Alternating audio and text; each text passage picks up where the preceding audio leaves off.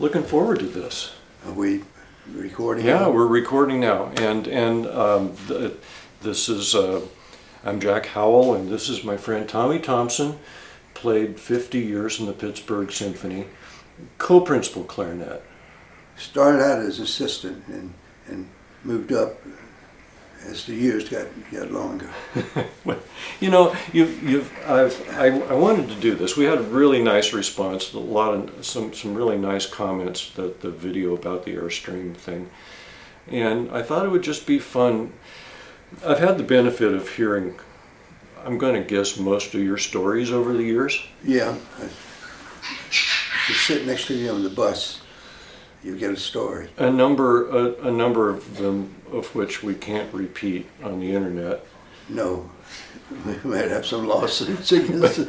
But great stories, and you're really kind of sort of a living institutional history, because who else played with Steinberg? I don't know if anybody did. Yeah. I know Pat Jennings, who was the pianist, she was in the orchestra when I joined. Right. No, I'm old. So let's go back a ways. You grew up in Belzona, Mississippi. Absolutely. Tell me, what was your first clarinet? It was an H.R. White. First initial is a metal clarinet. Uh-huh. Made in Cleveland, Ohio. Yeah.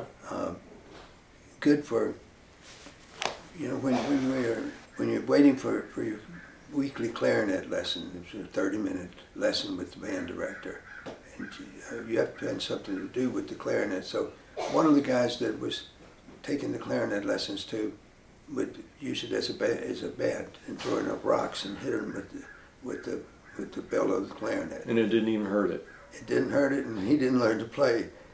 He ended up flying helicopters in Vietnam, so he lived an exciting life. But I'm trying to think of what would be a story is like, how do I say this the right way? If everything goes well, there's no story. It's something when right. The ship catches on fire that you want to get off the boat. So right. Yeah, Tolkien said that. Oh well, yeah. He stole it from me. I'm that old. So Belzona. Then where'd you go to school first? I went to Memphis State University. It was now the University of Memphis, and I got a very thorough 1 year there. The theory teacher was great. His name was Paul Ahart, and he was a flute player in St. Louis, in the second flute, I think, and then moved over to the college because the job was much better than St. Louis. But he gave me a really wonderful background in theory. I ended up teaching it, the first teaching job I taught it, and they didn't tell me until I got there. It was at Lamar State College in Beaumont. That, oh, by the way, you're teaching freshman theory. Yeah. And I said, what book are we using? Well, we didn't order any books, so I ended up writing my own textbook, trying to stay one page ahead of the class. And I'm from a small town, it's 2,000 people, and the little country church was outside of the town, and the band director was the Methodist organist in the Methodist church. So she put together a little program at Christmas that we took out to the poor congregations. And you know the Christmas hymn. It's and heaven and nature sing, and heaven and nature sing. What is that? And heaven and nature sing. It's a joy to the world. Mm. Well, what happens in the middle of this piece is the accompaniment would drop out, and the clarinet would play da da da da da da da da da da da da da. It sounded okay. It sounded terrific. And then the piano came in. Piano was a relic from the Civil War. It was the most out of tune instrument I've ever heard. But the show must go on, and so I got my clarinet out and I got up and was playing "Joy to the World," and sang a prayer that somehow this thing would get together in tune. And I learned a couple of lessons. One, that the prayer is not always answered, because I never got together. As soon as we come to the part where there was no accompaniment, I think, oh, I'm off the hook. It's finally working now. And then reality would set in. But that's I did learn a good lesson. Never play with an out-of-tune piano if you can avoid it. Yeah. And, well, I couldn't afford it.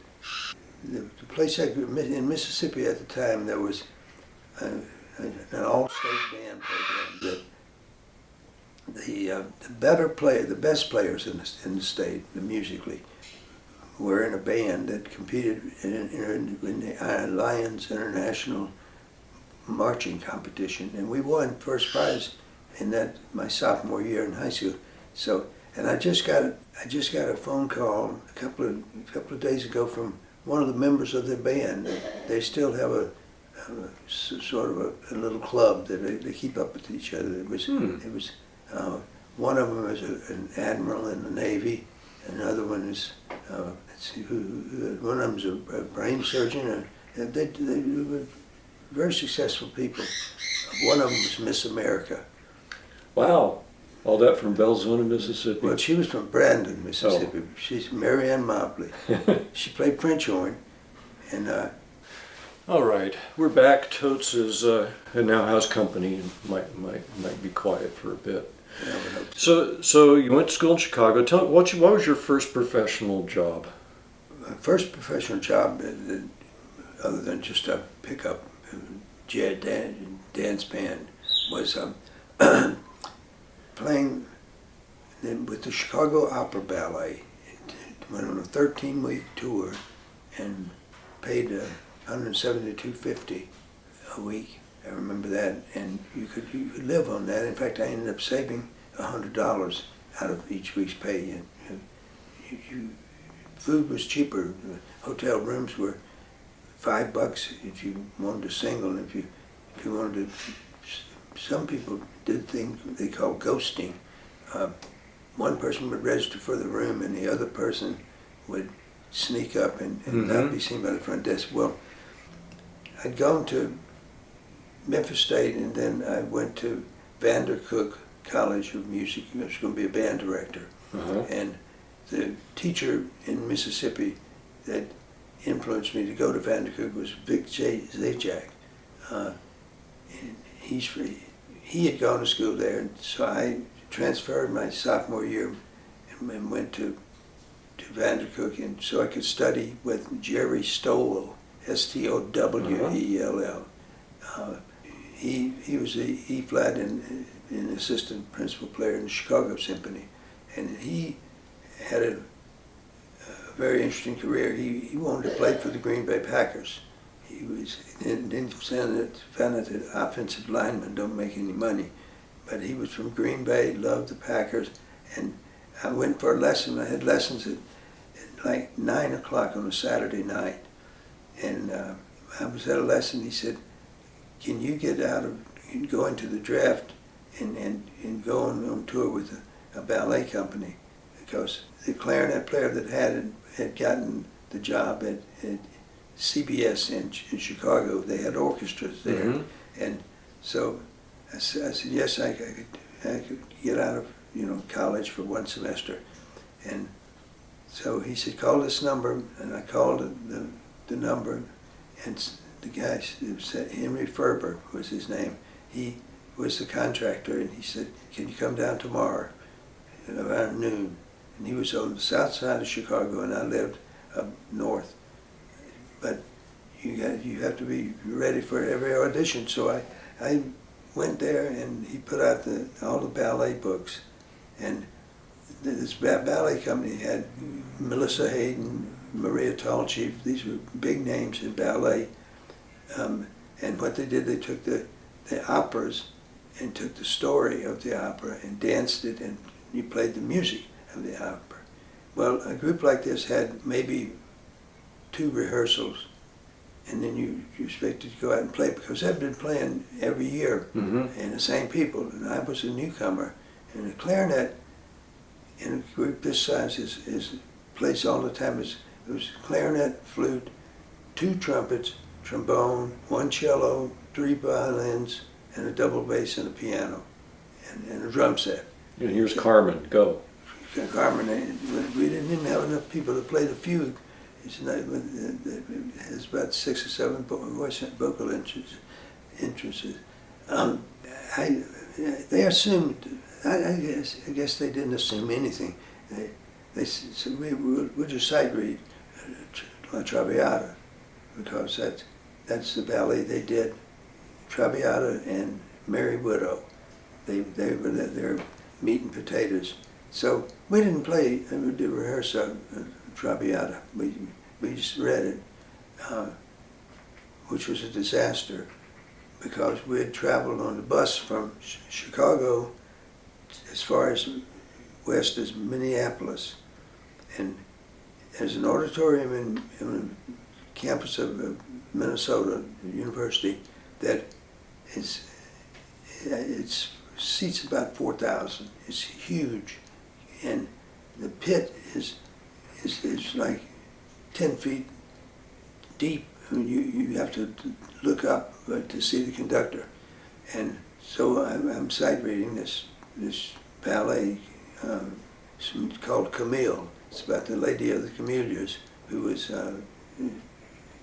Violetta in Traviata. I didn't know that, and I didn't know the music. So it comes to a thing, it's a solo. It's a clarinet solo, which I've never heard and never saw the music even before. So it was in 6/8, and in 6/8 you can conduct it in 6, or in 2, or sometimes in 3. Yeah. And so there's a melody where Armand is telling Violetta to get away from his son, because she's a party girl, and it's in 6/8. So 6/8 can go 2 different ways. It can go 1, 2, 3, 4, 5, 6. 1, 2, 3, 4, 5, 6. Or it can go 1, 2, dum dum dum dum dum dum. So I chose the faster, and the conductor is looking down like, what's going on here? And I realize I'm in the wrong place. I have no. You're done with your music. I'm done, and so but I had to have some sound. I was the only person playing, so I just started making up, and it wasn't very good, but I kept the sound going. It's a disaster. The conductor wouldn't speak to me for a week. We were all on the same bus, doing one-nighters, and eventually I got back in his good graces, and we were doing Carmen. And Carmen, the person who had copied the music, had taped all the music together like an accordion. You could open 3 pages or 2 pages of 1 page. Well, Carmen is a great opera to listen to, and the tune is not a bad tune in Carmen. So I was playing. We were sitting in no pit in this. We were playing in a school in Mankato, Minnesota, and it was no orchestra pit. It was like a typical high school gym with big seating, and my music started being like a slinky. And I'm playing. You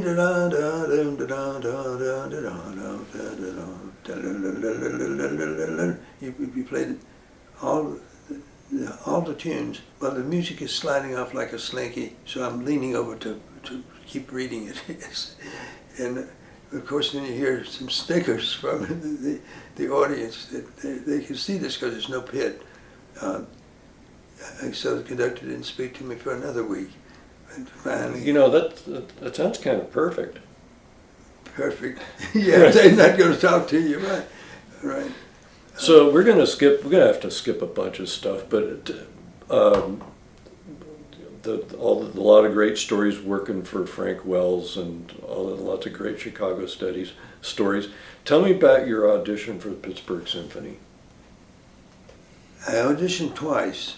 Nowadays, auditions, you know what you're supposed to play, and it's called the list, and you learn every tune on the list. And back in the good old days, we didn't have a list. You're supposed to play everything, and you had to figure what. In Pittsburgh, Steinberg was German, so you didn't want to come in playing with a French concept of sound. You tried to guess what would be on the audition. For Steinberg, it wasn't Daphnis and Chloe with all the woodwind noodles. It was Till Eulenspiegel, it was all Strauss. And so I went to New York, we stayed in the Mayflower Hotel, and the audition was at one of the meeting rooms there, ballrooms. Well, I'm there ready to play the audition, and I played, and personnel manager came out and said, Steinberg said, is there someone else to play? And personnel manager said, no, it's the only person here is this gentleman from Pittsburgh. So what had happened is they had posted the directions to the Mayflower room, is what it was, and put it on the elevator door. And of course, when the elevators opened, it tore the music off and the sign off. The sign off, yeah. and went down in between. So they said, we'll ask you to wait around for another day because we know we're supposed to hear some more people. And so I came back the next day and played for 2 hours straight. Finally, I said, I can't play anymore. I need to rest. And they said, oh, okay, go now. We've heard enough. So I got the job. And you were playing for Steinberg and? Steinberg. Yeah. And the personnel manager was Sidney Cohen. Yeah. And he was a big help because he told me I had really to be more dynamic in my playing. So so he gave me a clue of what to do. So I got the job. I remember it was 40 weeks at $180 a week. I think it was not a high-paying job, but it was in a great orchestra at least. And Steinberg was my first encounter with Steinberg on the stage. Was we were playing Till Eulenspiegel. No, not that. We were playing the Fantastic Symphony, the Berlioz. And in the last movement of the Fantastic Symphony, the E-flat clarinet has the E-day fix. It's a fixed idea that has some distortion to it, and it's sort of like twisted into ugly things, witches. In fact, I think it's called The Witch's Sabbath, the name of the piece. Well, so we were playing Fantastic Symphony at the United Nations, on United Nations Day, which was in October, I think. And we played there twice, once with Maazel and once with Steinberg. Well, I'm sitting there, and when you go to play in public, you don't want somebody to say, the worst thing you can say is, don't be afraid, play out. So you want to show that you're not afraid to play. So I cranked up the E-flat clarinet solo and really played it quite robust. Steinberg had also hired bassoon players because it takes 4 bassoons to play the Berlioz, and he had hired an extra bassoon player, and so it was costing money to play this piece. And we play it, and I know it was sensational because Steinberg stopped and said, Mr. Thompson, look here, I paid for 4 bassoons, I'd like to hear one of them. And so that was my introduction to Steinberg. He had a sense of humor. I was getting a drink of water once before a concert back in Syria Mosque, and I was at the water fountain, and Steinberg comes walking up and he says, look here, Mr. Thompson, I've been told that you played My Fair Lady and Sound of Music in the Pit in Chicago. And I said, yes, I did.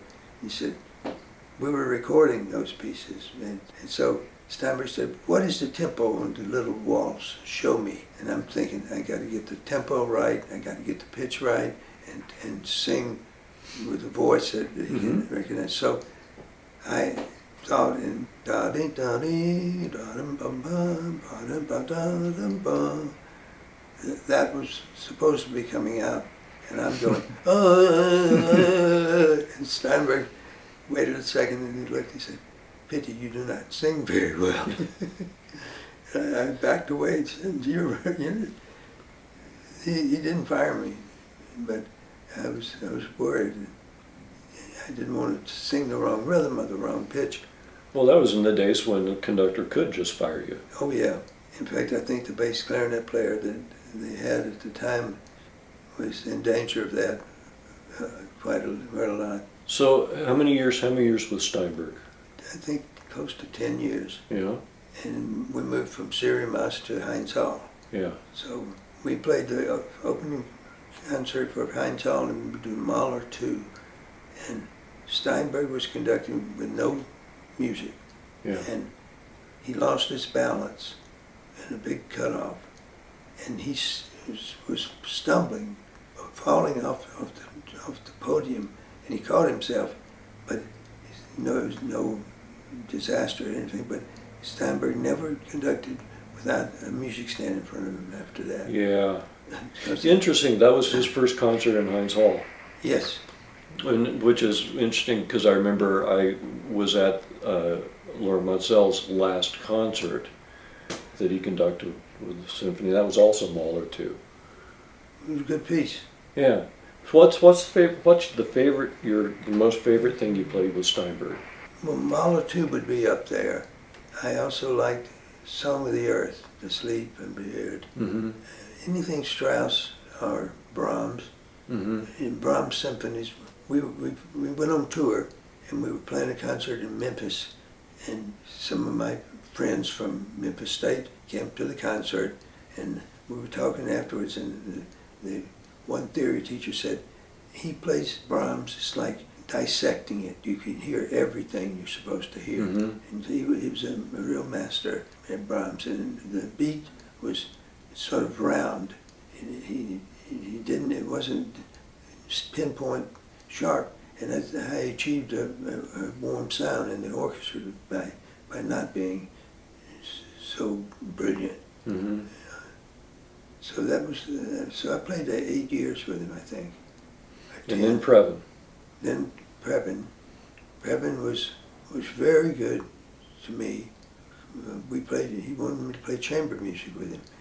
So we played the Mozart Piano Wind Quintet, Yeah. and the Poulenc Sextet, and the Kegelstad Trio. Yeah.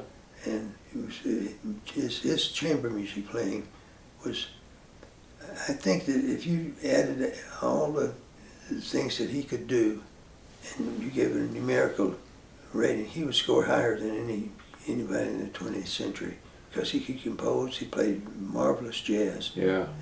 He played wonderful Mozart. Yeah. And he could conduct. He could compose. I enjoyed him being here. I think he's in the top 10 musicians of the 20th century. Yeah. Of our ranking. I mean, you think of somebody like Berlioz, one of those. They didn't do as many different things as Previn did. So he was here, and I guess he was here 8 to 10 years. Yeah. And then Maazel came in. So before we leave Previn, did you play in those recordings, Previn in the Pittsburgh? Yes. Yeah. I played the Dvorak Concerto for cello with Yo-Yo Ma, and That must have been a young Yo-Yo Ma. it was, and it was good too. Yeah. But when you're playing, you can't stop tinkering with things.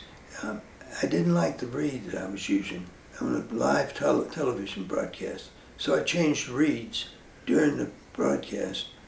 Everything sounded fine. I didn't like it also, so I changed ligatures. This is the thing that holds the reed on the mouthpiece. Yeah. The hose clamp. It didn't change anything enough. So I changed the reed and the ligature, and then I took the clarinet apart, and the took the barrel and put it a different one on and played it. And when you listen to that broadcast, you can't tell that any of them sound any different. He wanted me to record, so that's when I was promoted to co-principal, so that the recording companies wanted to be a principal. So the first thing I recorded with Steinberg was playing E-flat clarinet on Sound of Music. That was the orchestration, and Sound of Music and My Fair Lady. So what was your setup at this point? Were you playing Caspers? I was playing Caspers with Moray reeds. Yeah. That's from Marcellus. And the mouthpiece, I think I paid $12 for it. And I actually I played it for about 10 years. I played a Wells mouthpiece, Frank Wells. And he would go in and say, I'll be over at your shop where he made mouthpieces. I'd be there at 8 o'clock at night. So you get there, first thing that Frank Wells would do is get out a bottle of bourbon and pour a glass. So you had no idea what you would buy until you got home. But Frank Wells he had a different concept of what a mouthpiece should be. And I ended up playing that about 20 years. Then I changed to Morgan. And I used that while Maazel was conducting in Jensen's. And then I went back to Van Doren M13 Lyre. But your setup's always been, it's always been like not too light, but light. Yes. Yeah. And that's one of the things I was thinking about. I was hearing the horn players were talking, I was overheard them talking about somebody, and they said that the players who can make a sound easily tend to have long careers. That the ones who fight it don't last very long. That would be right. So I think that's maybe kind of a secret. Is always you always made a sound very easily. Well, I can trace that back to my first teacher, Mrs. Herb. She would say, "Make it sound pretty." Yeah. That's all she said. She didn't know anything about clarinet. But I've tried this with some of my students, and it works. If you tell somebody to make it sound pretty, they will give you what they think is pretty. And usually it's a little bit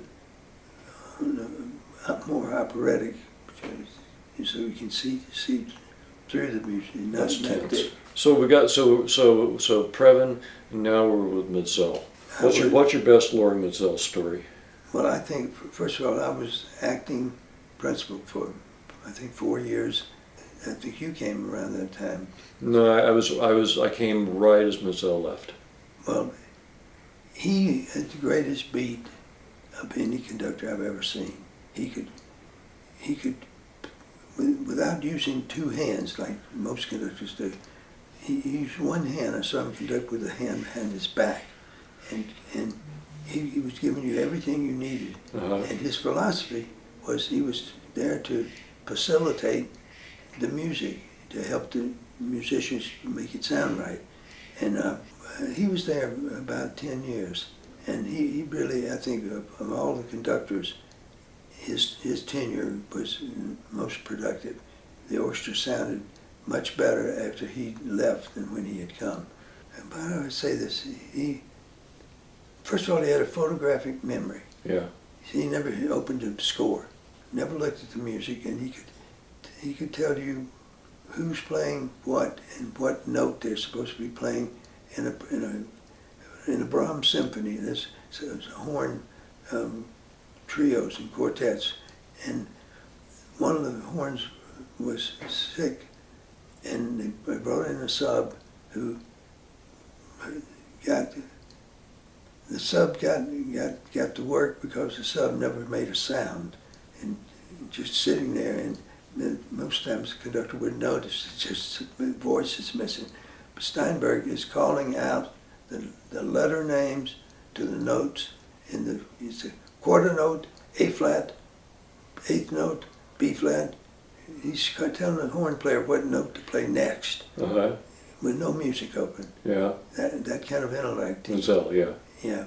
Well, but you told me a story about a time where you kind of threw a wrench in the computer with the Swanee River. Oh, yes. Yeah, I really got to dodge some bullets, I think. We were playing a concert at the Carnegie Music Hall in Pittsburgh here. Yeah. And it was Rhapsody in Blue was on the show, and Bill Jackson was principal clarinet at the time, and he must have been sick or something, because I ended up playing. We finished playing, and one of them was sort of like a pop arrangement of Stephen Foster songs, and so I told him after the rehearsal, I said, Maestro, and I don't know if you're aware of this, but the original words were not way down upon the Swanee River, because it's an extra syllable, way down upon the Swanee River. And he looked and said, like nodded, yes. And I said, it was originally way down upon the Yazoo River. And the Yazoo River ran through my hometown of Belzona. And I to this day, I don't know if that's a true story or not, but he didn't catch me, except that night when we were playing the concert, when we came to the spot, instead of putting the extra beat in, he could not allow it not to be conducted. So it was like almost like seeing sparks come off of a train that had to stop quickly. He conducted that added grace note, and then we never talked about it, never said anything. But actually, I guess I should tell this as a story. I actually spat on Maazel once, and not intentionally, but I was playing the principal on the Paganini Variations by, and in the middle of the piece, I was looking at the score. There's a chord that looks like a dominant seventh chord if you play on the piano, but in the clarinet part, it was written a B natural rather than a B flat. Well, you want to avoid any confrontation with the conductor in front of the orchestra, because he's going to win. Mm-hmm. So I went to Maazel's office and knocked on the door, and he said, "Come in."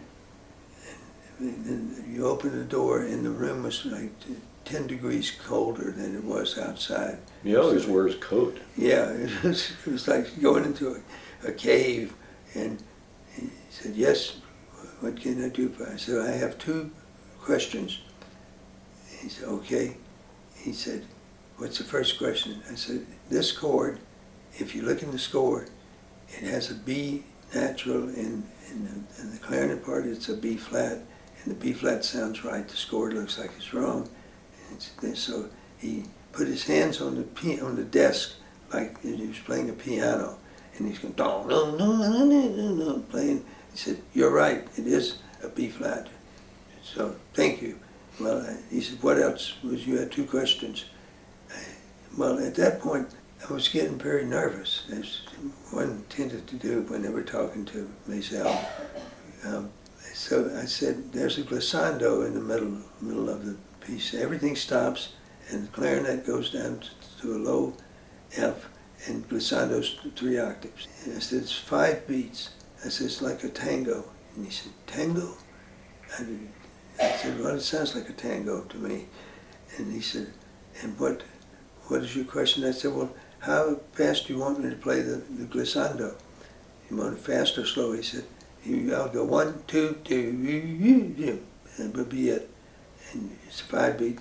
I said, at that point, I said, "Thank you." And because I was nervous, the spit that came out of my mouth, it was like floating through the air.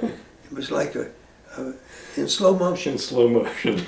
Instant replay in slow motion, and it ended up growing in size. It was like these chrysanthemums that the girls get pom-poms for football games they used to wear. Well, it was growing, and it landed on Maazel's lapel.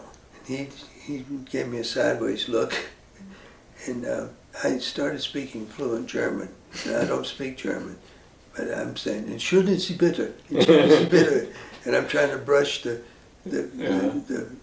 dried spittle off of his lapel, and he looked sideways, and so I did what one always does around royalty. I backed out of the room. Yeah. And then you survived. Yeah, and in fact, I'm probably the only person that spat on him. That we know of. Right. So, top 3 pieces, orchestra pieces that you the favorite things to play. Favorite thing to play or to listen to? Song of the Earth. Play. Yeah. Song of the Earth. I've never played principal on that because it always had an E-flat clarinet part. I like a lot of things. I do like all the Mahler symphonies that we've done, and the Strauss. It's fun to play, and yet enigma variations are just little gems. Which piece do I like best? I like them all. It's like my children, you know. I'll tell them I like you best, but I like them all the same. Yeah. So, well, tell me about. Were you in the orchestra when they first started touring? Steinberg first took them on tour. No, that was a year before I got in the orchestra. That was in '65. They went on a 7-week tour. Yeah. To Europe, and they would play like 2 concerts a week. They've traveled all over the Middle East. They said that it was like really beautiful. Beirut. Yeah. They said it was like, I think they call it the Paris of the Middle East. And then I came the next year. So when what was the first tour? Where'd you go? Your first tour. First tour. We went west to someplace in, I don't know, Indiana maybe. The first tour, I can tell you that what we played on it, it started with Oberon Overture, Beethoven 6th Symphony, third thing, but Don Juan was one of the pieces in there. Steinberg did not do German music, French music very well. Yeah.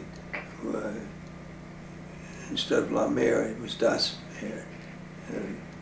We opened the season, my second year in the orchestra, so it was '67, and we opened with Song of the Earth. And Steinberg's wife had passed away that summer before. And when we came to the Abschied, which is a farewell, which is Steinberg sort of, like I said, this is his philosophy of life. He started weeping, and he uncontrollably, but the music kept going. And after the concert, you could see where the tears had fallen, the little box that the conductor stands on. It was very moving.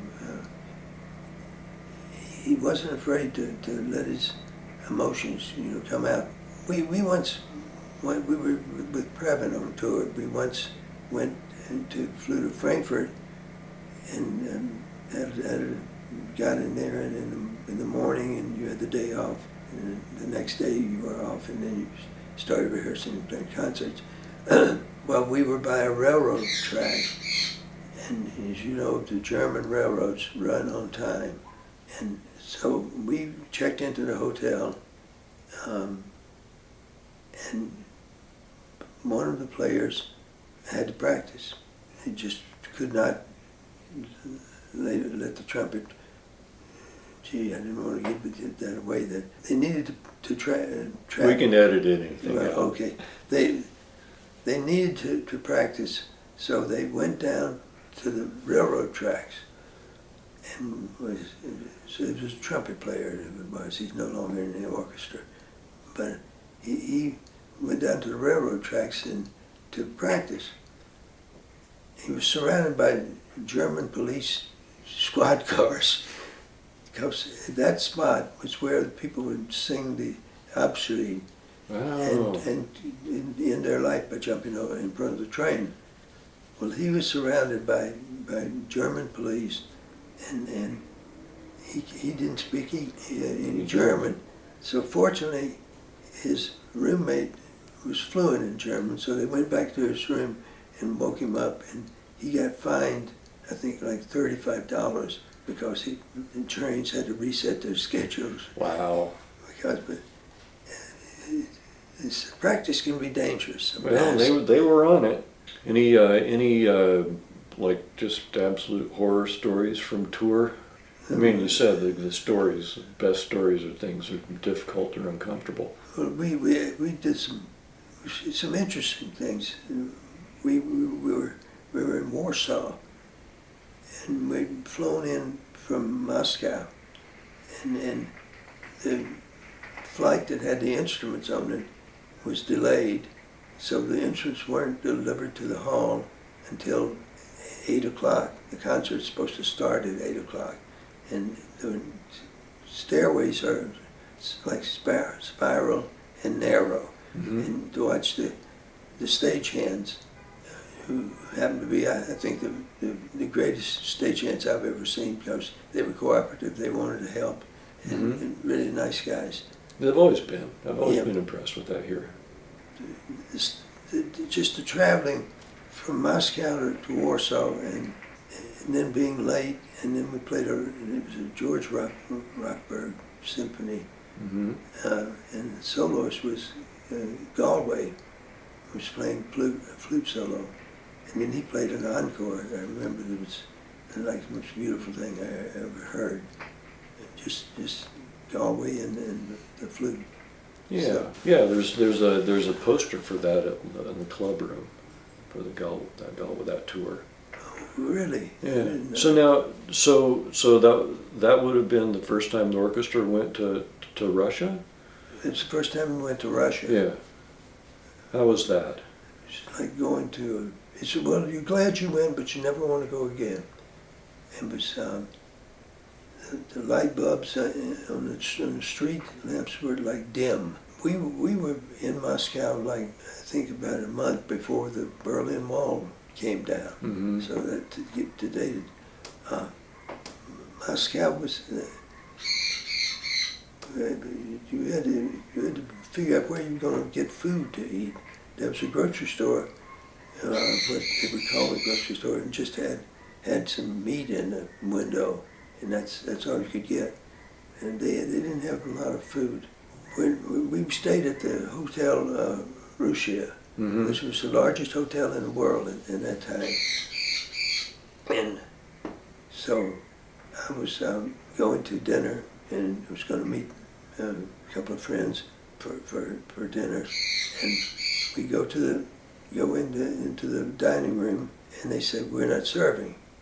And I said, well, "There's people that have food in there eating. You obviously are serving. No, you can come back at 8 o'clock."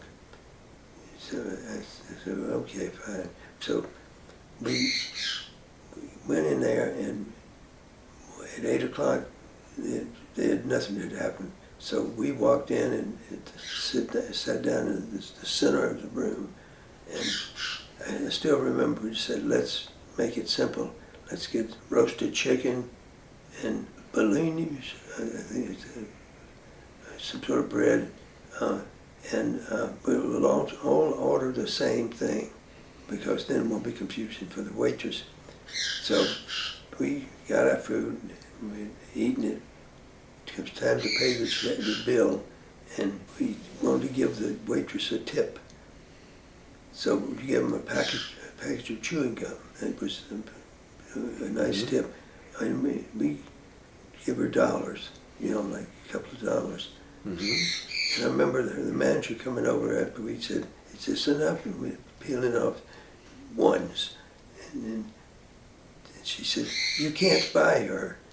No. We don't want to buy her. So we left the dining room, and as we're leaving, there's a group coming in, and they say, "English."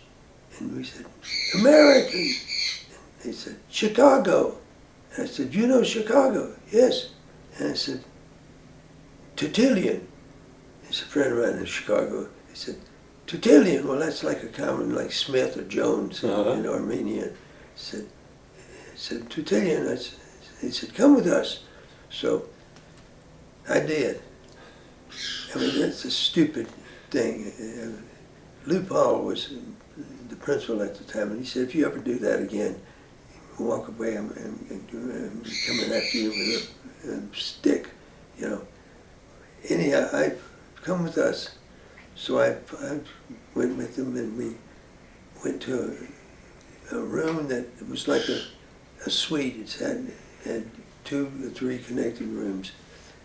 So I was talking to the guy who invited me to come with him, and we were talking about not smoking. I think everybody smoked at that time. We were talking about the evils of health-wise for that. They take me to his room, and there's a big tray of like sesame crackers, and so he said, "What is in the case?" And I said, "My clarinet." He said, "Clarinet, play for us."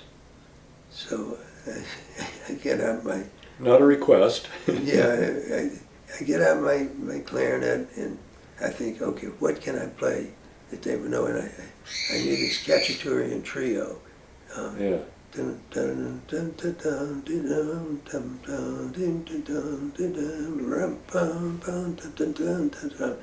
I'm playing that, and he says, "Stop. Dave Brubeck, take 5. And so fortunately I knew. Yeah. So I played that, and then the boss, the head man, opened the door from his private room and said something to the guy. Said, "We go now." And so we went, and I made it to my room without getting lost. But We're killed. yeah, and the next day we were getting ready to go on the bus to go to a concert, and this guy was in the lobby of the hotel with a leather coat and aluminum teeth. He was a black market electronics salesman or something. But Aluminum teeth. You can't make that up. no, the dental care was not very good. Yeah. Wow. So tell me about Lou Paul. Lou Paul, he was principal when I came here, and he was principal through all these conductors, and I think with Maazel, when he left, Lou left at that point, had a beautiful sound, and he went to Juilliard, played, for instance, he played Rachmaninoff's Second Symphony. It was gorgeous. Mm-hmm. And just any solo that was in that range, he owned it. It wasn't, but he sacrificed flexibility to have such a beautiful sound, and he got him into trouble in pieces like Beethoven 8, Mm-hmm. which has a clarinet trio, and goes up to a high G, and everybody's scared of it. Yeah. Well, that kind of stuff, he was not his forte. His forte was playing robust orchestra clarinet solos, like in Brahms' Fourth Symphony. Mm-hmm. But we were very good friends. We sat together on the bus, on the plane. We'd go to eat together, and we played a lot of tennis. Mm-hmm. In fact, he had been a tennis pro, I think, one summer at a camp, and he was a good teacher because we were in Ambler, Pennsylvania, at the festival there in the summer, and Lou and I said we're going to play. For every hour we're in rehearsal, we're playing an hour of tennis. Wow. And in Philadelphia in July, that's dangerous because it's so hot. But we were really very good friends. His brother, when Lou passed, his brother sent me his clarinet, which I still have. I played for about a year with it, and then I realized I didn't. It wasn't in greatest shape, but his brother gave me that and gave me one of his abstract paintings. That we had good times. We would go to dinner at 6 o'clock, and everybody else would be rushing in at 7. We would be done. We agreed to come early to meals so we didn't have to wait and fight around. But Lou played through the Maazel years, and because Maazel, I don't think, was very fond of him, and so I was told by the personnel managers that I was playing principal on Pines of Rome, Fountains of Rome, and E-flat clarinet on the Moment Festival, and to record. So we did that, and to show you how Maazel thought, I mean, he wasn't so stubborn that if something didn't go well and it was his fault, he sort of admitted it. We took the first intermission at the recording session, and we had played the Roman festivals, which starts out with it's loud and raucous, and we did that. It took us about an hour to record that section, and then we had a little intermission, and next thing up was Pines of Rome at number 13, which it says softly as in a dream. It's a gorgeous clarinet solo, and I played it, and then we had an intermission, and I was walking through the hallway, and Maazel said, "Nice job, Mr. Thompson." And I said, "Thank you, Maestro, but I'm not satisfied with the take that we got because I'd been playing an hour of E-flat, which is a different embouchure, and it's like giving me a jackhammer and then asking me to do brain surgery." And he said, "I should have thought of that." He said, "You're right. Be ready to play that solo. Anytime we're recording, we'll take that on to the thing." He said, that is my fault. And you don't hear conductors say that often. Yeah. I had another experience with him. We were on tour, and I was playing everything. Lou had, Paul had an aneurysm, I think. He was in the hospital, and they could not go on the tour. And we were doing a piece, Tannhauser Without Words, Maazel. We recorded that. And you weren't on that recording? No, I didn't do anything with Maazel, but I've heard the CD, the Wagner Without Words. That was his thing. Right. Well, once again, we played something that I didn't have a chance to rehearse because Lou had played it, and I had been on the off-stage band that was up at the balcony of Heinz Hall recording it.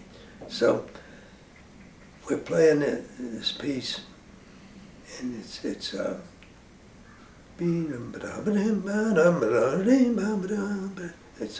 Venusberg. We're playing it in this big long clarinet solo, and it's always dangerous when you start listening to your stuff and say, "Boy, that sounds good." I'm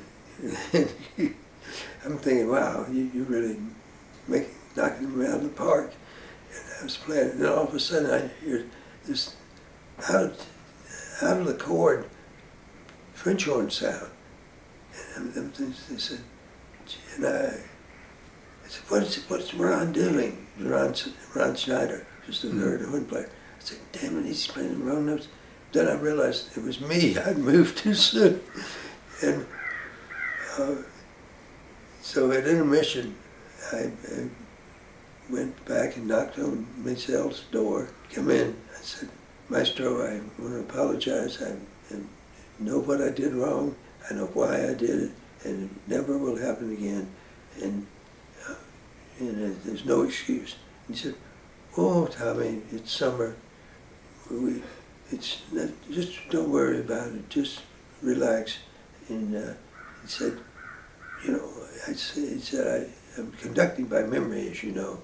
And I said, yes. And he said, so when I heard that the chord change was not correct, I went through it in my mind, and I realized, oh my God, he skipped a measure, because the solo came one time before with an added measure, and he skipped a measure. What did I do? He said, I decided to paint pretty pictures with the baton. and he said, I don't think there was anything else I could do. I knew that you're the old pro, you'll get back sooner or later. So my confrontations with him were both very positive. Without getting us sued, can you tell me any stories about any of the great characters who've been in the symphony? Oh my God. Well, one of them sat right in front of me. In fact, he sat in the piccolo chair. Mm-hmm. He and I were very good friends. Ethan Stang. Mm-hmm. People had more fun in those days. Ethan would turn around and oink at the fiddle player behind him. You'd hear him during a concert go, arr, arr. He just oinks like a pig. That would not fly. And but he was one of the most interesting characters I've ever known. He came to, I lived in Mount Lebanon then, and he came to the house, had two children then, and with a pillowcase full of toys, dressed up in a Santa Claus suit. He's Jewish, but he wanted to do this, and he would come, and the kids were just thrilled. I mean, they were like 4 and 6, you know, and he had the piccolo with him. He was a piccolo player, and he started playing Jingle Bells on the piccolo, and it's not going well.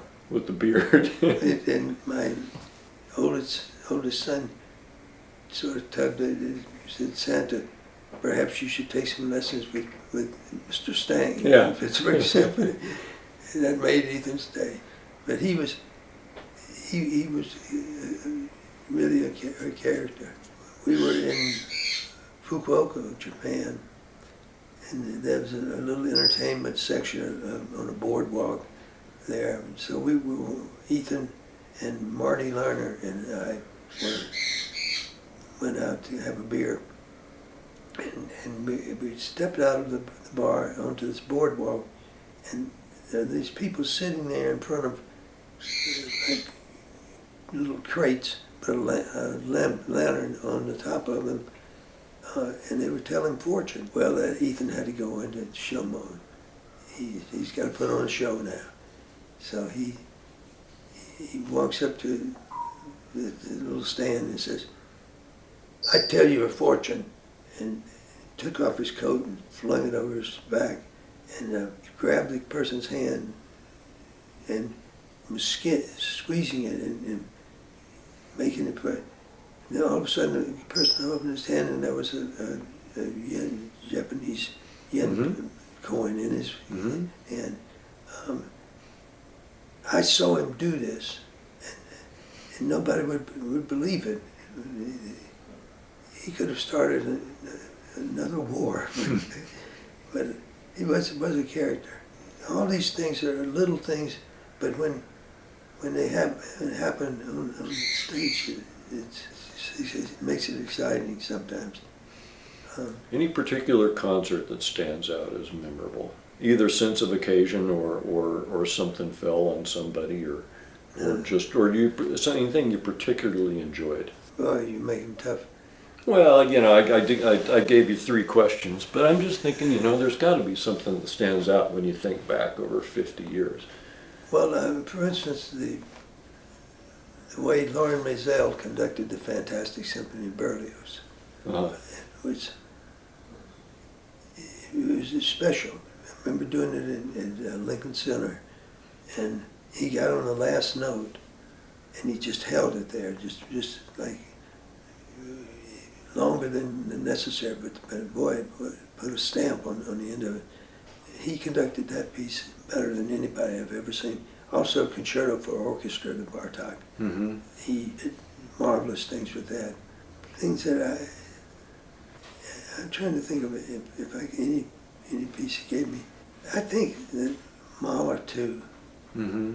We keep coming back to Mahler too. That's a Resurrection Symphony. Yeah. Because Mahler 1 is not anything like Mahler 2. It's just like, Mahler 2 is more spiritual. When the soprano sings the old Mensch, Mm-hmm. and the hollowness in that sound is just magical. I think it's a third movement or fourth movement. Mm-hmm. And before, right after she says that and sings, there's a very difficult trumpet trio that goes accompanying it, and it's really it's difficult because it has to be in tune and it has to have the right sound. To me, it brings back all sorts of emotions that I felt, because when Steinberg was conducting, it was just too much. It was good. So 50 years, looking back over 50 years, what are you proudest of? That I survived. No, what am I proudest of? Yeah. I think when I played the Nielsen Clarinet Concerto, that at the time that was the hardest clarinet solo out there, except there have been some written now that. Yeah, but at the time that was it. That was it, and I played it. I'd been playing the thing for 20 years, and then Previn came to me at the end of the season and said, "We want you to play a concerto next year." And I said, "What?" And he said, "I want the Corigliano concerto." And I said, "I don't know that one." And I said, "Let me look at it." And he said, "It's either that or the Nielsen." So I chose the Nielsen because I played it before. But I practiced diligently a year and a half on the Nielsen. I had escape routes that I could get out of any trouble I got into, and never got into trouble because I really knew the piece well. That's an individual thing. Yeah, that's a good one. Well, is that enough reminiscing for one session? Right, I think we should. Okay, we're going to stop this one. Maybe we'll have future installments. We'll just see. But I just thought it would be just a great thing to have some of your stories, and it's always great to talk, Tommy. And saying just thank you very much for everything. Well, thank you. You're a good friend, and I'm glad you're here.